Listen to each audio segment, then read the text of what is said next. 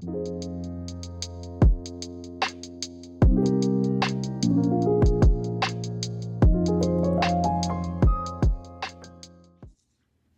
think I'm falling in love with Birdbox Records and Alessandro Bianchini. Uh, no, I'm not a shill for Birdbox Records. I just would feel like I'm not doing my duty if I didn't bring attention to a label like Birdbox Records. They're recording all analog jazz out of Italy and in very limited quantities, unfortunately. Uh, I reviewed their latest release, which is from Alessandro Bianchini. It's called MySpace 24, about a month ago. I raved about this record, and I still think it's just fantastic. It's probably the best thing that they've ever done. The production is wonderful. The compositions are great. Alessandro is a vibraphonist, and he plays marimba as well. The gorgeous sound in this record just blew me away. And in the review, I talked about, based on this, I would love to hear his first album for Birdbox. Well, that has come to pass. The first album for Birdbox is called 10-5, and this is it. Look at that gorgeous cover. I love that graphic design. I mean, there's a nice aesthetic about these albums. They really are trying to create something special. Of course, they're recorded all analog, so that is special in itself. But beyond that, it's the musical value that really blows me away about these albums. In the liner notes for MySpace 24, Alessandro talked about how in creating MySpace 24, he wanted to make something that was a little more accessible, a little bit easier to get into. And it certainly was. It was both easy to listen to, beautiful, and challenging at the same time. Just a gorgeous combination of elements to make that record really shine. It made me think maybe 10-5 is going to be difficult, like really avant-garde or something. And I was a little bit apprehensive about it. But I'm here to tell you that this is just as interesting, just as easy to listen to.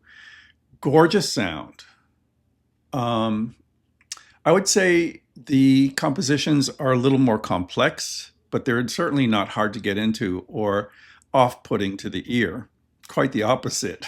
They draw you in a magical way. It's a trio. So there's bass, drums, and marimba, and vibraphone. The soundstage is laid out beautifully. And what's really striking about 10-5 is the way they've set up Alessandro's bank of instruments. So you can tell his marimba's on the left, and the vibraphone stretches across the stage. So you will hear him working with the marimba and then over across, and it's very, very natural, but it does go from speaker to speaker sometimes. That's how wide the bank of instruments he has is. And if you see him in any video clip, you'll see that that's the case. There's a couple of clips of him in the studio, and you can see that it's quite an expanse of instruments. So you will hear the tones of the vibraphone just going up and up and up and over to the right sometimes, but never in an artificial way. The soundstage is totally natural. The drums, the bass are occupying their own space, creating their own color. The bass in particular reaches down so low, it's so clean. It's just so wonderful to hear it working together with the vibraphone and drums. Incredible. Also, another nice feature of this album is listening to the texture and tone of those two instruments. The marimba has this woody, earthy tone, and the vibraphone is clear and bell-like. So it's like a cascade of jewels, basically. Really, really beautiful. The compositions are wonderful too.